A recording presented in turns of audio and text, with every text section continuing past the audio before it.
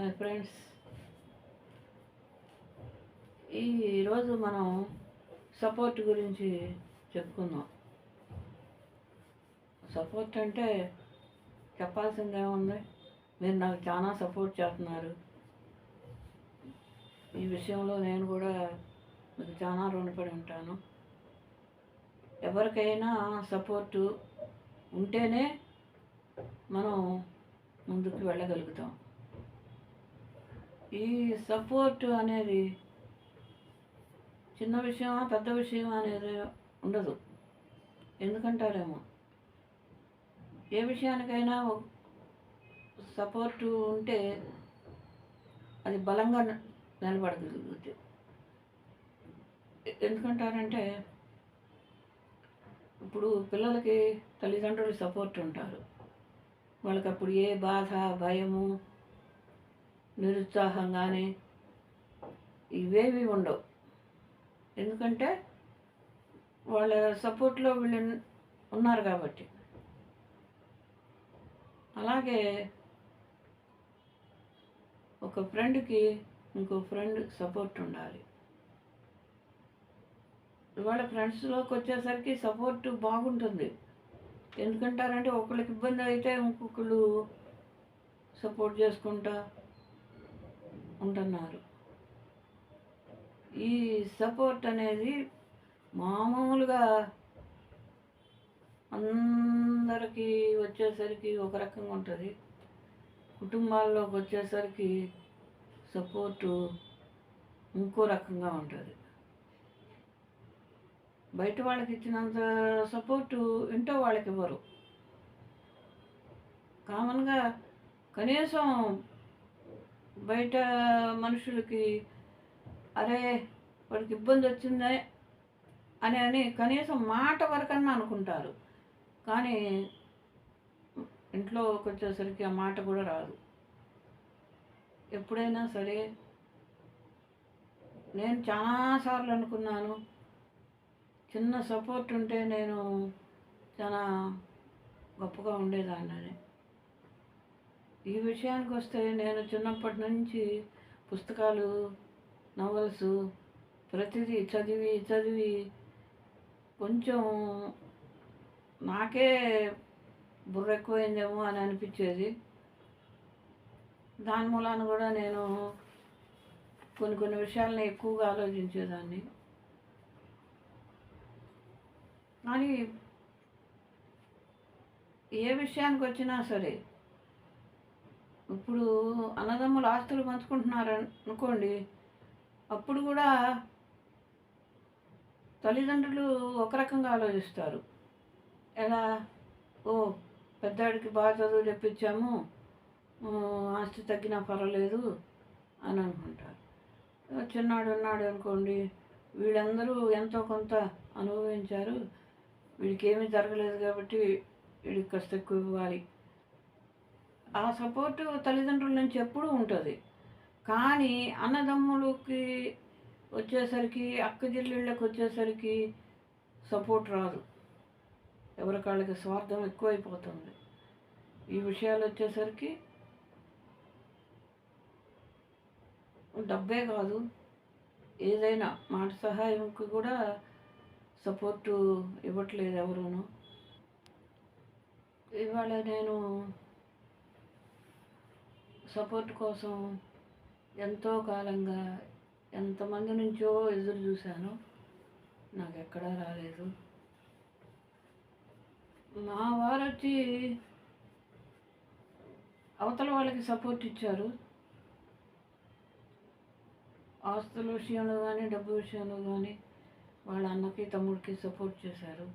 కానీ మా వారు చనిపోయినాక కనీసం డబ్బు విషయం కాదు నేను అడిగేది, కనీసం మాటకు కూడా నాకు సపోర్ట్ ఇవ్వలేకపోయారు. ఆ సపోర్ట్ ఉన్నట్టయితే నేను ఇంకా బాగుండేదాన్ని, నా పిల్లల్ని బాగా చూసుకునేదాన్ని, నా కుటుంబం బాగుండేది.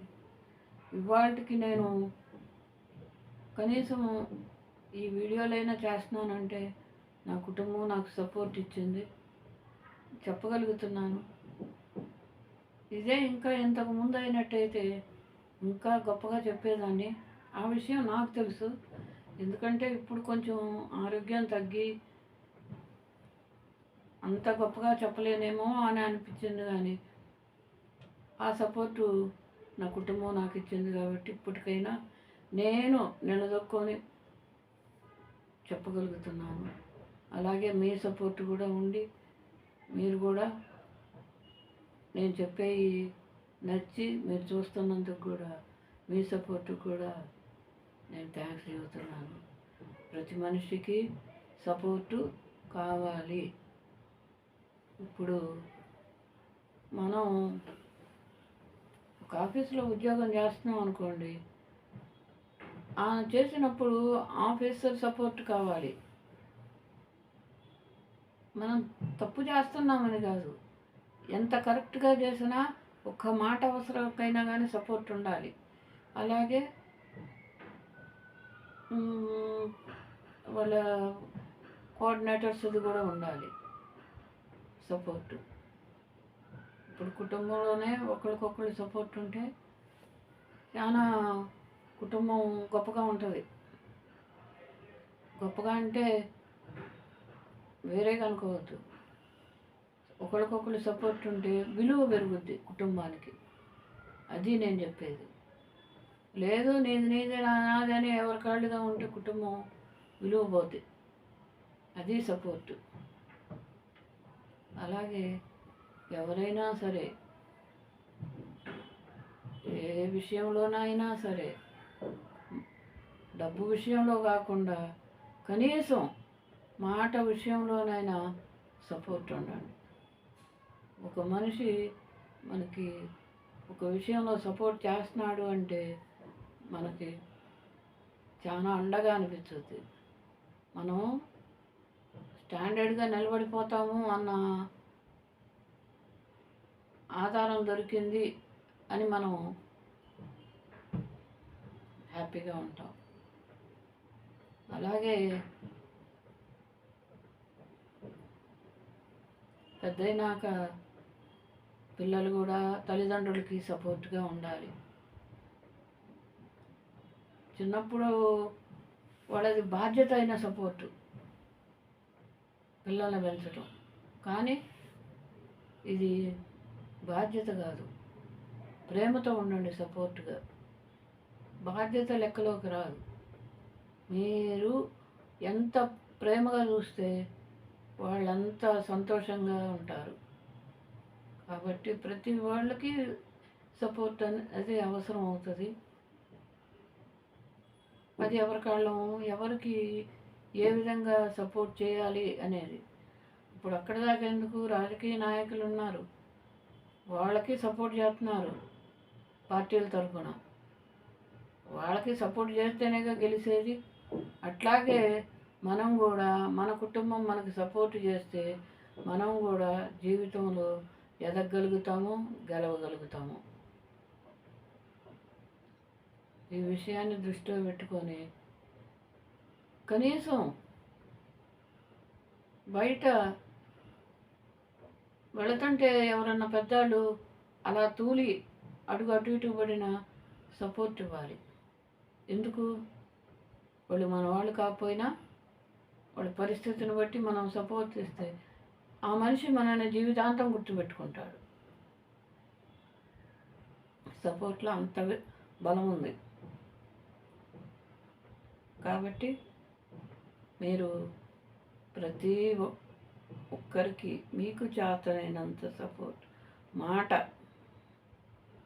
ఒక మాట ఎప్పుడైతే మీరు అవతల వాళ్ళకి సపోర్ట్ చేయమంటే మళ్ళీ ఇక్కడికి వచ్చేసరికి మళ్ళీ తేడా వస్తుంది. మంచికి చేయండి